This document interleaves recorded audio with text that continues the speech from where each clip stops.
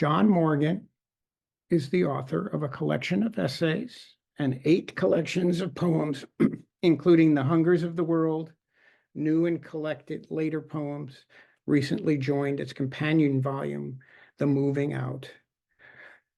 Morgan's poems have appeared widely. It's my pleasure to turn it over to John Morgan.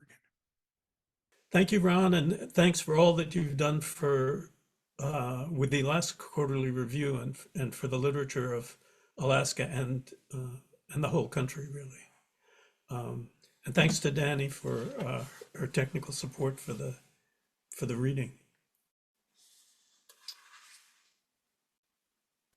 Stray Thoughts on Aging, Fairbanks, Alaska. Is everything new about getting old?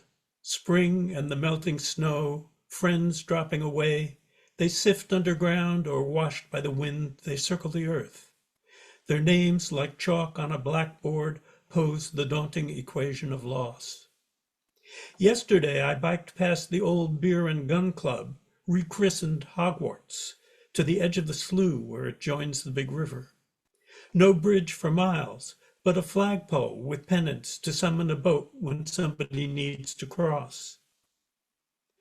These blustery afternoons, deceptive in their beauty, bright hopes leading us on. Fish camp, and then 100 empty miles to the range, where mountains like grandparents lounging on hammocks span the horizon. Clouds like winged lions, Assyrian. Is heaven open for business on days like this? And cycling back, a bull moose browsing the roadside willows turns his head and stares. He's like that difficult cousin you can't help liking despite his prickly ways. Brain circuits, axon and synapse. Maybe we've got it all wrong. Like those late night sophomore sessions when a light went on and suddenly everything changed. Are we our physical bodies? Are we anything else? If the body's a river distilling the years, then a time-lapse camera could track this life, recording the snowballing wisps of decay. Sloughed skin and hair, like mayflies flitting, having their day, while the waistline spreads like a delta toward the sea. It leaves a glow, a whisper, a caress. Remember the dusty floor we slept on before we owned a bed? But why do they call it sleeping, you said? Still, there's a pungence to this breeze, a whiff of bliss. Is heaven open for business on days like this? At my age, you start thinking about what comes next. And this is my reincarnation poem. It's called Next Time. Next time, perhaps I'll become a stone lying half sunk in a stream, waiting for the water to rise. It's not easy to stay so still and hold your mineral breath while overhead the birds paddle about the sky. Not easy to wait for the leaves to brown and drop while the ducks row past with their latest dutiful brood, and salmon tickle your sides as they churn upstream. To count the minutes, hours, days, until islets of ice drift by, and not to blink your crystalline eyes when the whiteness spatters down. Sometimes a fox glides past, a cheerful cloud may wink. A poet sits on a log and scatters lines on a page. He thinks he can capture your thoughts, but his verses put you to sleep, where you dream of your former life as a lighthouse, scanning the patterned waves for whales as they breach.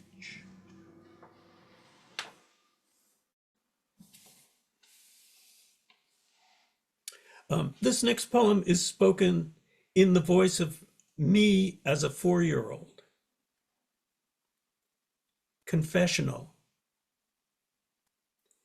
As saints look down from high glass walls, my Irish nursemaid Lily comes from behind the curtain, and I ask her about her session, but she says that she can't tell me, since it's just between her and God.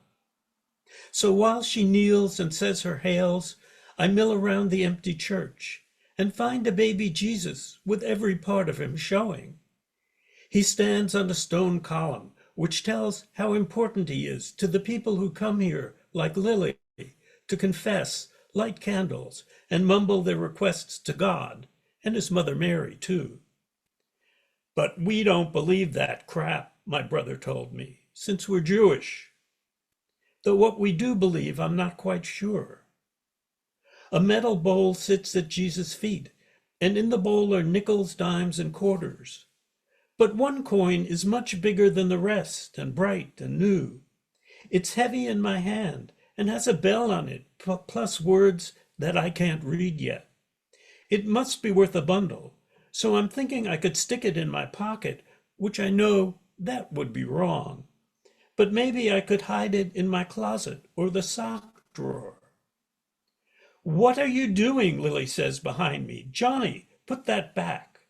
Shame wets my cheeks and salt tears dribble to my lips. I feel so bad that Lily, who I love, is mad at me. But then she picks me up and hugs me, so I know that she still loves me. And as she puts me in my stroller, it comes to me that one day, when I'm older, I could join her church and have confession, since now I have a sin I could confess.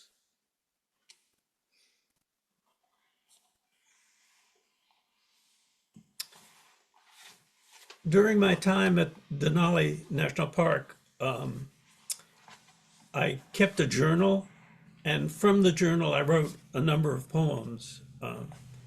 This is one of them. I really don't have many transcendental kinds of experience, but this was one of them. The poem is called Vision. Followed a fox toward Polychrome Pass, red smudged with black along its lean-ribbed cage. It rubs its muzzle on a former meal, ignores the impatient poet on its tail. Then, nearing the overlook, sun shearing through low clouds, transmutes the view to glitter. Everything's golden, scintillant. I feel like a seed pod wafted into space and check my shaky hands on the steering wheel. As the road crests over its top, boundaries dissolve. Beside that sheer, intractable edge, I greet my radiant center, discharge all my terms. How easy it seems to channel between worlds, my old self dying into a new, with nothing firm to hold me here but love. And that's what nature has it in its power to do.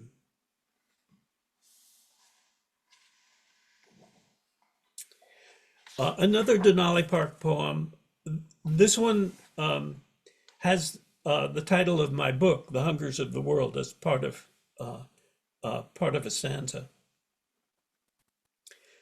The Denali Wolf. Near the east fork of the Toklat, in the season that's never dark, I lugged my gear back from the road. And while I slept through dusk, a noise like trash in the suburbs being clattered away woke me up.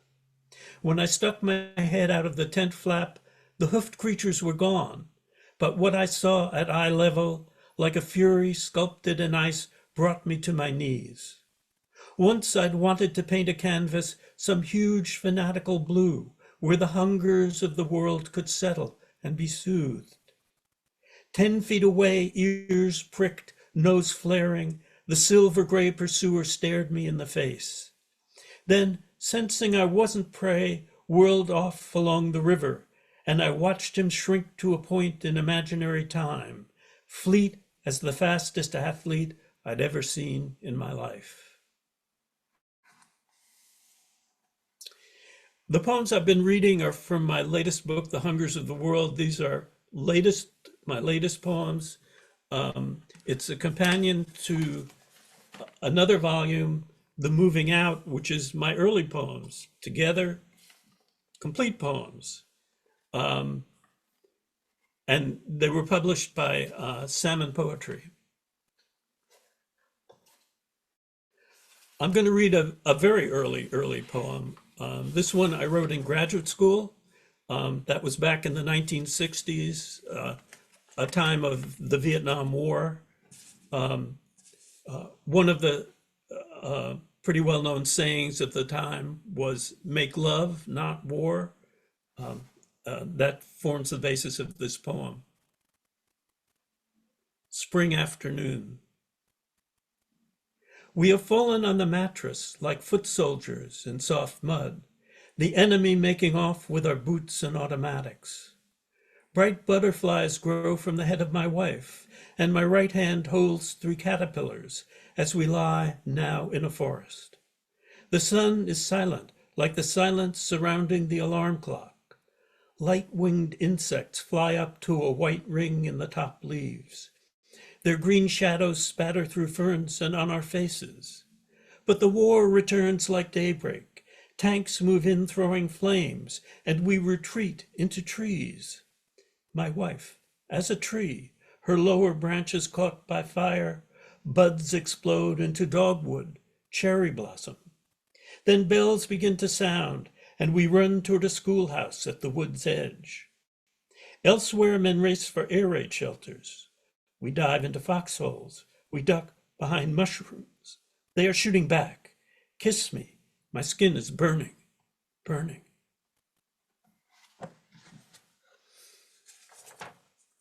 Two more. This next one, I can again thank Ron Spatz. It's forthcoming in the Alaska Quarterly Review. Her shame. Mist rolls above the river like a second river, and the piles of snow darken as she drives toward town and sees an old woman dressed in a light vest and no parka, slumped on the metal railing where the road winds down. Thinking that the woman might be lost, maybe senile, she pulls over, opens the window, and says, "Do you need help?" But as the woman stands, she sees instead that it's a man, short, with shaggy hair and a stubble beard. He comes to the window and says, "I'm looking for a ride to town."